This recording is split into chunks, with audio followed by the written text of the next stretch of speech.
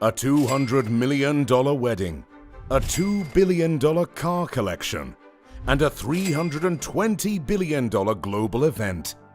This is how the wealthiest Arab rulers spend their fortunes. Take Jordan, for example. Jordan is not often in the world news, and knowing where it lies is probably not the worst thing. Still, this year, the Jordan royal family was front and center to every news outlet, especially those looking at the glamorous lives of the ultra-rich. Why? Well, because Prince Hussein, the future ruler of Jordan, got married. This marriage was the biggest wedding of the year, and it was almost as astonishing as its cost. This lavish, opulent wedding reminded us that King Abdullah II, the groom's father and Jordan's ruler, is more than just a king. He is one of the wealthiest people in the world, with a net worth of more than $750 million. A big part of the wedding was held in the royal palace, the $150 million architectural masterpiece Al Husseiniya Palace in the capital, Amman. This gorgeous display of wealth is more than just a lavish home. It's a museum of the golden age of Arabian architecture. Well, it does have all the ultra-luxurious amenities one would expect an Arabian king to have. Lavish decorations, a throne room that inspires awe and respect, a private cinema, an ultra-luxurious gym, an Olympic-sized swimming pool, several gorgeous ballrooms, and more can be found inside this lavish display of wealth. Still, that's the ancestral seat of the Jordan ruler, and while it was not always this impressive, today it represents the might of the Jordan River and the people who occupy this hostile place. But that's not all of Abdullah II's real estate collection. The king was among the most educated rulers in the world. Naturally, his economic brilliance allowed him to become rich despite Jordan not being one of the biggest exporters of oil or natural resources. On the contrary, his country is a modern, growing, and most importantly, sustainable economy, and King Abdullah II transformed it into such. As a modern thinker, he was one of the first Arabian kings to invest part of his riches abroad.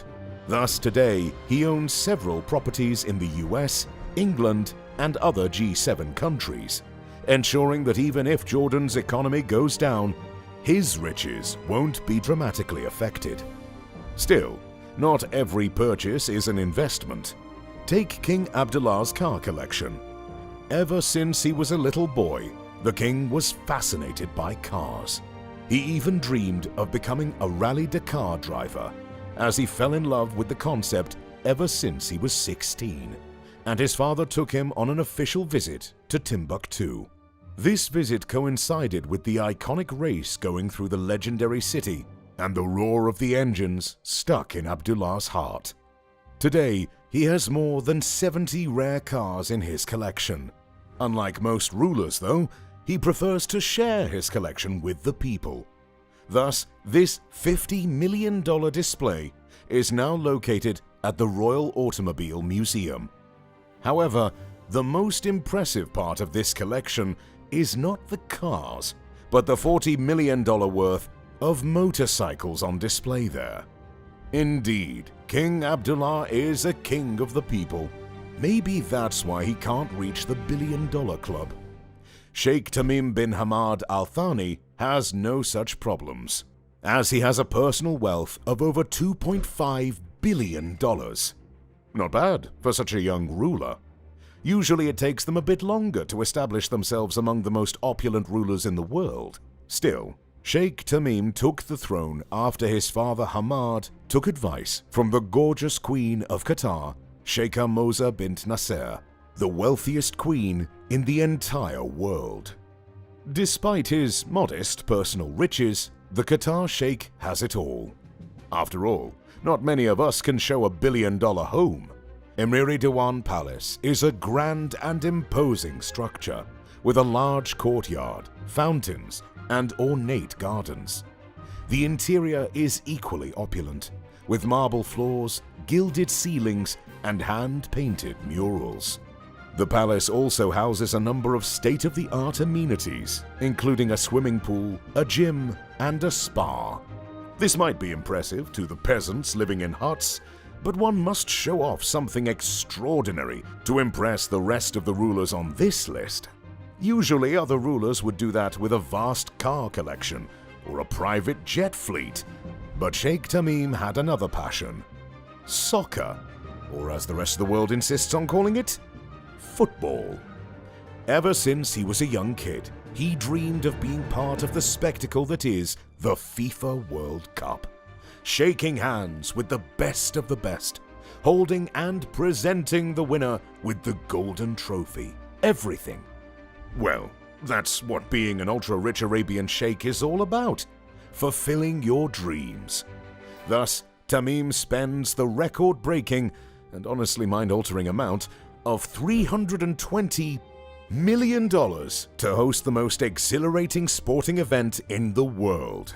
But hey, it's a small price to pay for the opportunity to give Messi his first and only World Cup trophy, and have him as a guest on your $400 million private jet.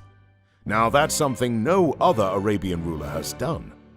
Still, $2.5 billion in your bank account does tend to have some drawbacks, especially if you have an influential mother who overlooks your every step and puts a veto on all unnecessary purchases. King Hamad of Bahrain has no such problems, and well, his opulent lifestyle shows it. Yes, King Hamad bin Isa Al Khalifa is more than twice richer than Sheikh Tamim, despite ruling over a tiny island between Saudi Arabia and Qatar in the Persian Gulf.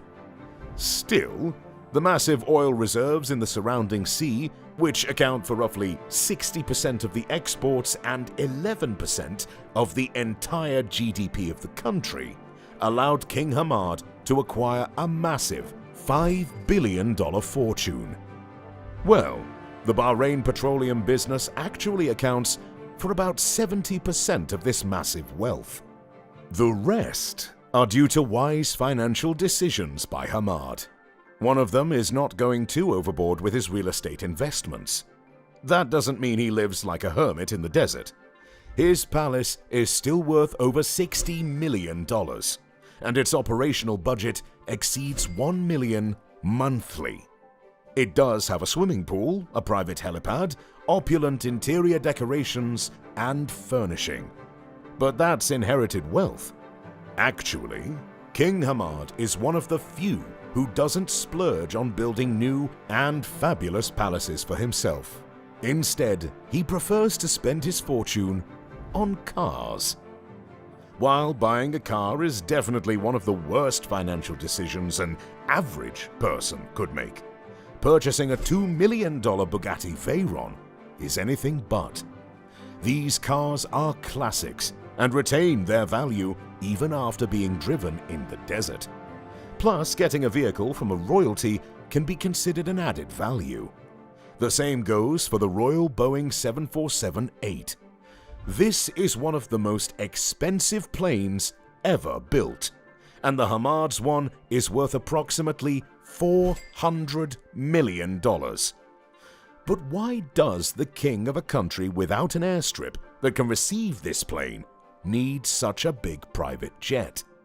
Well, the answer lies in a visit to neighboring Saudi Arabia.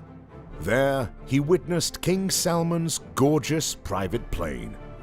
Call it jealousy, appearance, or whatever you like. But just a few weeks after this visit, King Hamad threw $400 million at Boeing and ordered one truly inspiring private jet with an interior that could shame even the richest kings.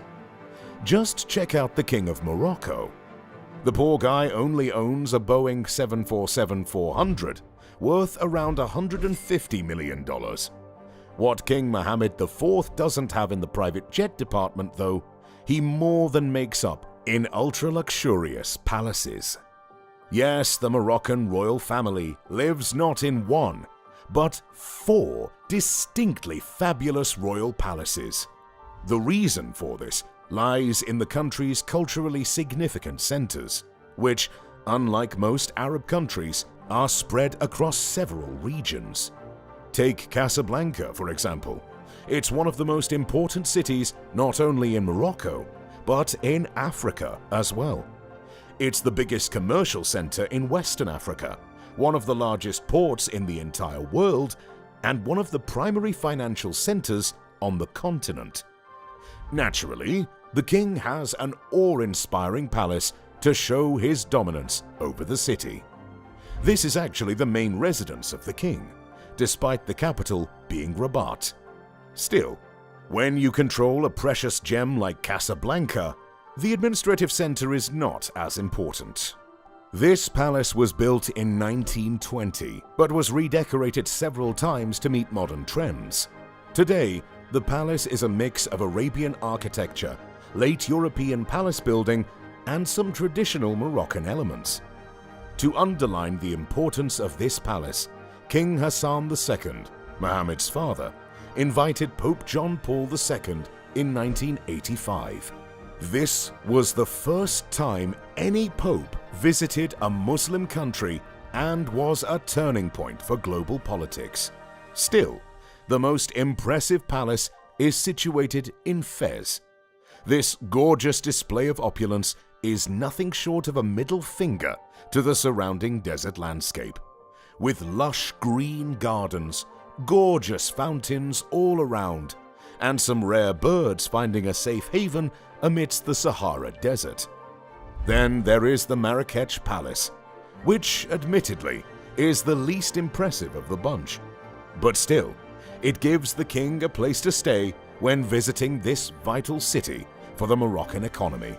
This is the cultural center of the kingdom, and as a cultural hub, it deserves a royal palace.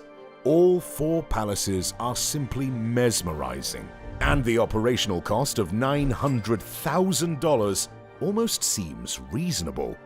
That's $900,000 a day, mind you. But that's where modesty will lead you. Having 4 extremely luxurious palaces and a $150 million private jet armed to the teeth with anti-missile defense systems and offensive capabilities. Oh, and a $50 million yacht, a $1 million Rolls-Royce Phantom, and a $2 million armored Mercedes-Benz S600 Pullman Guard. But when you have $5.7 billion in one of the most forward-thinking Muslim countries in the world, you might want to keep your extravagant purchases to a minimum. Thank God Sheikh Mohammed bin Rashid Al Maktoum, the King of Dubai, doesn't have such problems. Despite being one of the most modern countries in the world and a socializing hub for the ultra-rich, Dubai is still a predominantly conservative Muslim country. So, having an exceptionally rich ruler goes with the territory. Thankfully, Sheikh Mohammed fits the stereotype perfectly. Living in a $500 million, 100,000 square foot golden palace? Check. Having 6 wives, all being pampered like queens? Check. Having more land in the United Kingdom than the British royal family? Check. Owning the most expensive apartment in the world, the Monaco penthouse, worth $323 million? Check. And what would an Arabian king be without a multi-million-dollar collection of ultra-expensive cars? Sheikh Mohammed does not disappoint.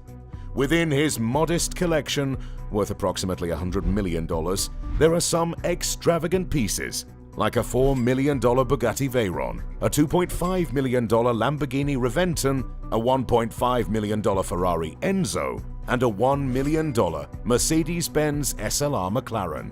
Cars are fine, as are the nearly $1 billion worth of luxurious mega yachts. Still, what separates Sheikh Mohammed from all other Arab rulers is his love for private jets. While most of them have 2 to 3 ultra-luxurious aircrafts, Sheikh Mohammed goes a step further. Well, he does have one exclusive Boeing 747-400, but the real kicker is that the Maktoum family actually owns the entire Emirates brand. This is one of the most luxurious air travel companies, with regular prices of up to $600 per flight hour. Still, the more luxurious planes can cost you up to $20,000 an hour. Impressive indeed. But not as impressive as what Sheikh Mohammed did during the Dubai show in 2017. He was personally responsible for a 1.1% bump in Boeing's stock market price when he ordered 40 Boeing 787-10 Dreamliners for a staggering $15 billion. 2 years later, they decided to level the field and purchase another 50 Airbus A350-900S, worth $16 billion. Still, that's not what Sheikh Mohammed became famous for. This happened way back in 1979, when the current ruler was only a prince. In this fateful year, the prince was set to get married to his cousin Hind. Now, we all know that royal weddings always have a dose of extravagance. Well, the Sheikh's wedding was on a different level. The entire event lasted 5 days straight, hosting over 20,000 official guests. The Emirates Palace Hotel, which cost roughly $40 million then, was built especially for the occasion, so that all the guests could be accommodated in utmost luxury. The entire cost of the event was estimated at around $137 million, and to this day is the second most expensive wedding of all time. Yes, Sheikh Mohammed Al Maktoum truly knows how to spend his $15 billion fortune with style. Undoubtedly, he is a great businessman and a role model who skillfully operates and invests Al Maktoum's $20 billion fortune. That's impressive, but when you're the head of a $2 trillion fortune, things may get a bit more complicated and a lot more extravagant. One only needs to see how the head of the Al Saud family and the King of Saudi Arabia travel to understand the grandeur of King Salman Al Saud's lifestyle.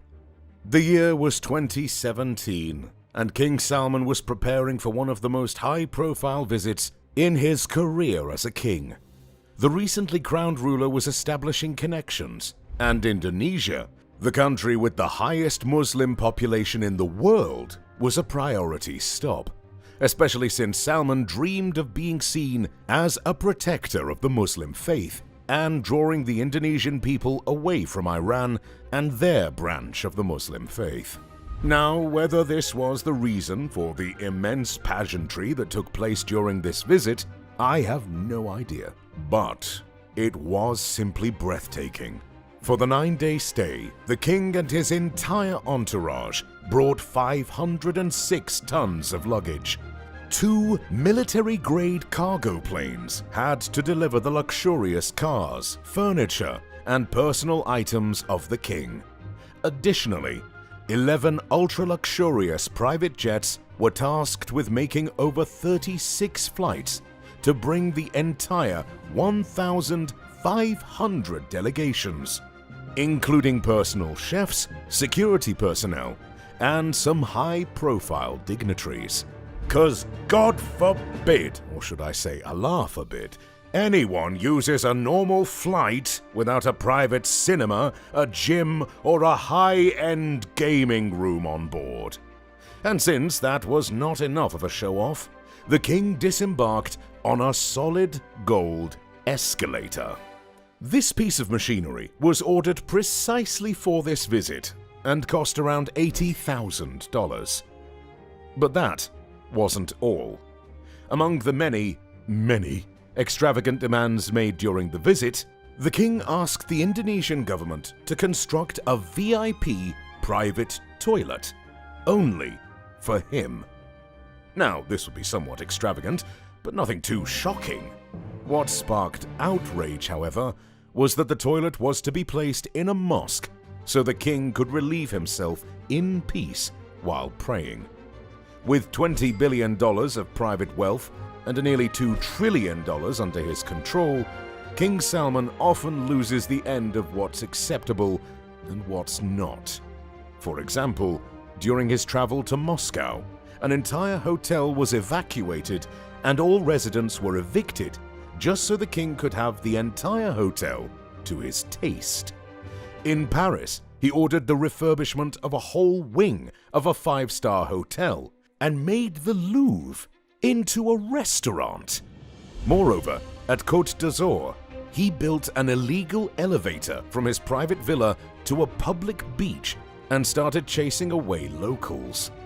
So, compared to his extravagant travels, the $100 million garage full of golden cars, the $2 billion collection of private jets, and the $500 million yachts seem more like needless flaunts. Speaking of needless flaunts, one can hardly compete with Sultan Hassan al-Bolkiah of Brunei. This ruler may not be Arab per se, but the rest on this list surely can learn a thing or two from his highly luxurious lifestyle. In 2009, the world was ravished by the swine flu. The West barely noticed this pandemic, but in East Asia, this virus took as many as 2,137 lives. A peculiar thing about viruses is that they don't care about your social status. Whether you're a peasant or a royalty doesn't really matter.